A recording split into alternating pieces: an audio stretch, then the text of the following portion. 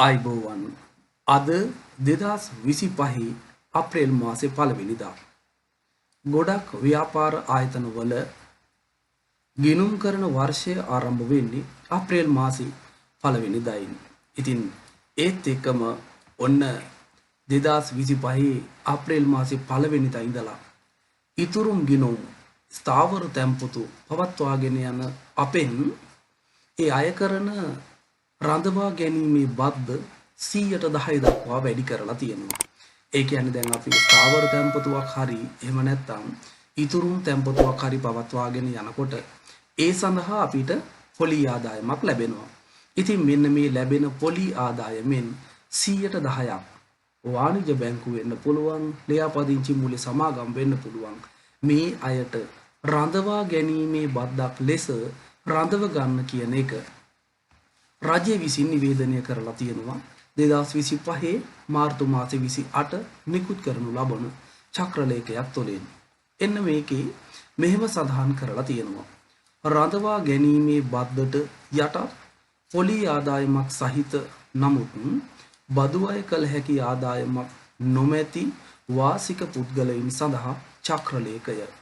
මේකේ තියෙනවා වාසික පුද්ගලයන් සඳහා කියලා. වාසික කියලා කියන්නේ ඇත්තටම මෙතන නේවාසිකයින් කියන එක. ඒ කියන්නේ රෙසිඩන්ස්ලා ලංකාව ඇතුලේ අවුරුද්දකට වඩා වැඩි කාලයක් ආර්ථික ක්‍රියාකාරකම් වල නියැලෙනවා නම් ඔහු හඳුන්වනවා අපි ලංකාවේ නේවාසිකය කියලා. ඉතින් මෙන්න මේ අය ඉතුරුම් ගිණුමක් හරි ස්ථාවර තැන්පතුවක් හරි පවත්වාගෙන යනකොට ඒ අයට ලැබෙනවා එකට පොලි ආදායමක්. ඉතින් මේ පොලි ආදායමෙන් 10%ක් රඳවා ගැනීමේ බද්ද ලෙස අය කරගන්න තීරණය කරලා තියෙනවා. හැබැයි ඔබට පුළුවන් අන්න ඒ 10% රඳවා ගැනීමේ බද්ද රඳව ගන්න එපා කියලා බැංකුවට ඉල්ලීමක් කරන්න. මොන වගේ අයටද ඒ ඉල්ලීම කරන්න පුළුවන් වෙලා තියෙන්නේ? ඔබගේ මාසික ආදායම ලක්ෂ 1.5ක් එහෙම නැත්නම් වාර්ෂික ආදායම ලක්ෂ 18ට වඩා අඩුයි නම් ඔබට පුළුවන් බැංකුවට දැනුම් දෙන්න මගේ වාර්ෂික ආදායම ලක්ෂ 18ට වඩා අඩුයි.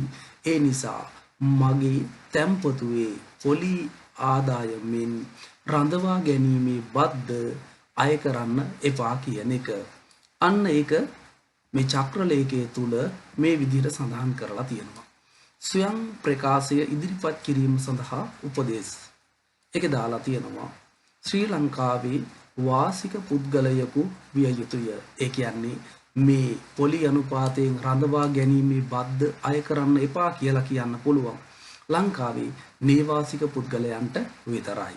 ඊළඟට තියෙනවා ඔහු එහෙම නැත්නම් ඇය බැංකු සහ මූල්‍ය ආයතන වලින් පොලිය ලබා ගත යුතු හෝ පොලිය උපයා ගත යුතුය. ඒ කියන්නේ අපිට බැංකුවේ ඉතුරුම් ගිණුමක් හරි ස්ථාවර ගිණුමක් හරි තිබිලා අන්න ඒකෙන් පොලි ආදායමක් උපය ගන්න කෙනෙක් වෙන්න ඕනේ.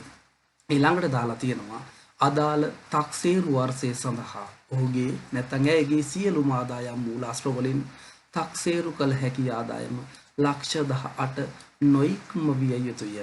මේකේ සමහරු වැරදියට තේරුම් ගන්නවා පොලි ආදායම ලක්ෂ 18ක්ද කියලා. එහෙම එකක් නෙවෙයි.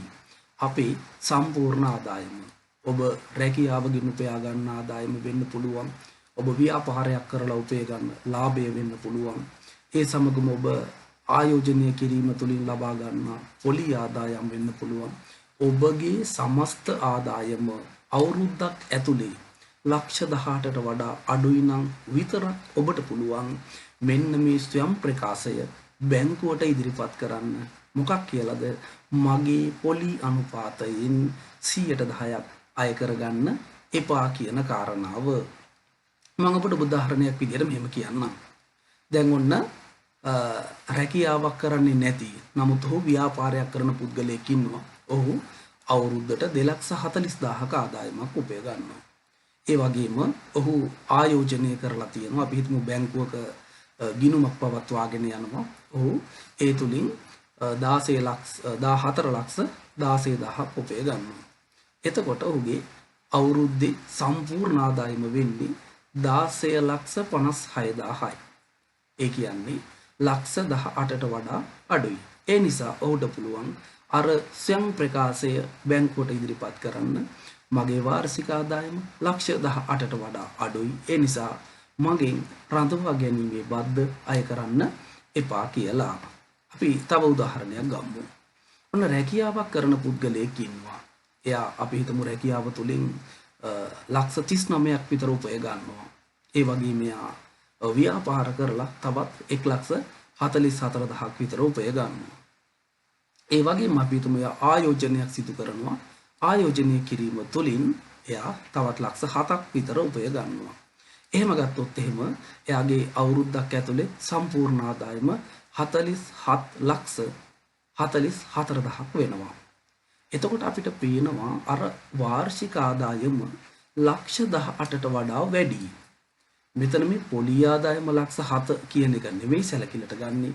එයාගේ සමස්ත ආදායම ලක්ෂ 18ට වඩා වැඩි. ලක්ෂ 47කට වෙනවා.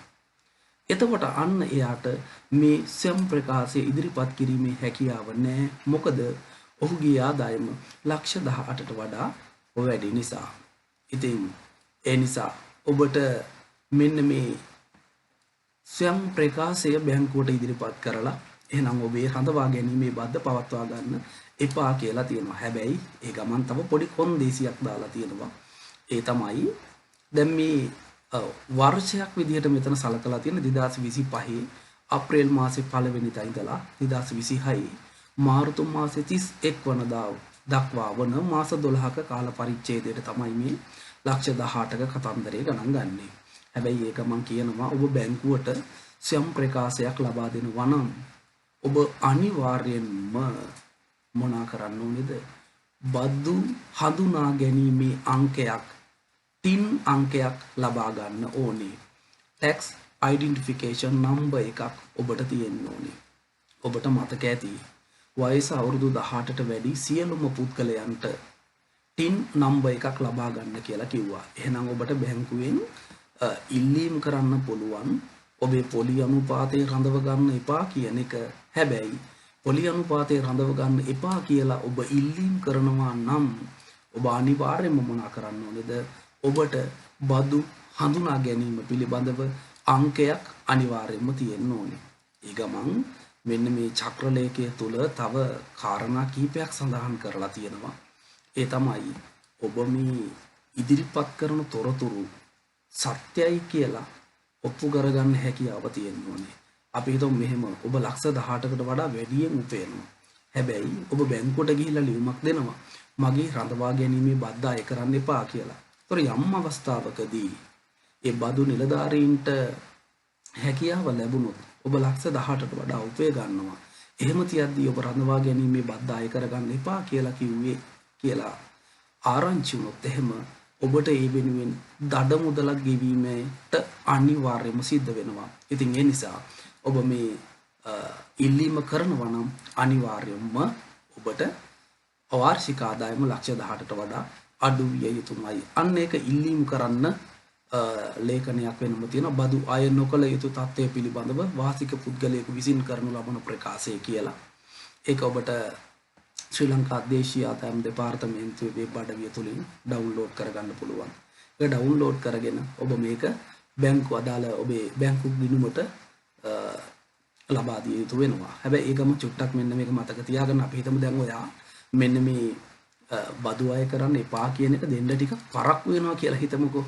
එතකොට ඔන්න ඔබේ රඳවා ගැනීමේ බද්ද රඳවගෙන ඉවරයි. ඒ වගේ වෙලාවක අපිට ඒක ආපහු අය කරගන්න ක්‍රමයක් නැහැ. ඉතින් ඒ නිසා බැංකුව මේක රඳව ගන්න කලින්ම ඔබට සිද්ධ වෙනවා එහෙනම් මේ ඉල්ලීම සිදු කරන්න. එහෙනම් දේශීය ආදායම් දෙපාර්තමේන්තුවේ වෙබ් අඩවියට ගිහිල්ලා ඔබගේ මෙන්න මේ බදු අය නොකළ යුතු අවස්ථාව සම්බන්ධයෙන් තියෙන ලේඛනය අරගෙන ඔබට පුළුවන් මෙන්න මේක ඉක්මනින්ම බැංකුවට ලබා දෙන්න. රයිට්. ඒ ගමන් තමයි චූටි කරුණක් තියෙනවා මතක් කරන්න. ඒ තමයි දැන් වැඩිහිටියෝ විදිහට සමහර වෙලාවට අපි පොඩි අය වෙනුවෙන් ගිමුම් පවත්වාගෙන යනවා. අපේ දුව වෙන්න පුළුවන්, අපේ පුතා වෙන්න පුළුවන්. අන්න ඒ වගේ වෙලාවල් වලදී අපි හිතමු අපි අපේ දුවට එහෙම නැත්නම් පුතාට FD ගිණුමක් දාලා තියෙනවා. ඒ FD එකේදී එයාට ලැබෙන පොලි ආදායමෙන් ආණ්ඩුව අනිවාර්යයෙන්ම මේක රඳව ගන්නවා. 10% බද්ද. ඉතින් ඒ නිසා අපි එතෙන්ට ඉල්ලීමක් කරන්න ඕනේ. මම තමයි ඔහුගේ බාරකාරයා. ඉතින් ඔහුගේ පොලි ආදායම අවුරුද්දකට ලක්ෂ 18ක් ලැබෙන්නේ නැහැ. අන්න ඒ නිසා මොහුගේ රඳවා ගැනීමේ බද්ධ කරන්න එපා කියන කාරණාව මම දන්නවා. අනිවාර්යයෙන්ම මේ වෙලාවේ අපි හැමෝටම ඉතුරුම් ගිනුවා. එහෙම නැත්නම් ස්ථාවර තැන්පතුවක් තියෙනවා. ඉතින් ඒ නිසා මේකට පොඩි හරි පොලියක් ඇඩ් වෙනවා නම් ඒ පොලියෙන් 10%ක් අනිවාර්යයෙන්ම රඳව ගන්න. ඒ රඳව ගන්න එක නතර කරගන්න ඕන නම් මම කියපු දේ ඉක්මනටම බැංකුවට ගිහිල්ලා ඔබට කරන්න වෙනවා. රයිට්. සියලු දෙනාටම සුබ දවසක්.